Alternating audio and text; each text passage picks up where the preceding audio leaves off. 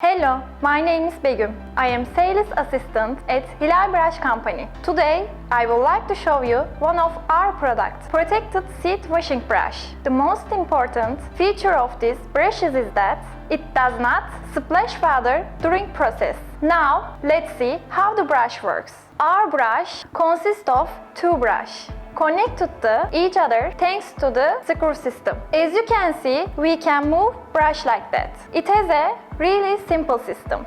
The inner part is turning, the other part is static. Thanks to special dazing, it can be connected to polishing machine and drills. Fiber length is standard. The other part is 16 mm and the inner part is 14 mm. We can adjust the fiber thickness of the inner brush according to your wishes. That was a quick look at our seat washing brush. If you have any question, you can contact me from phone number and also our social media account. Thank you for watching.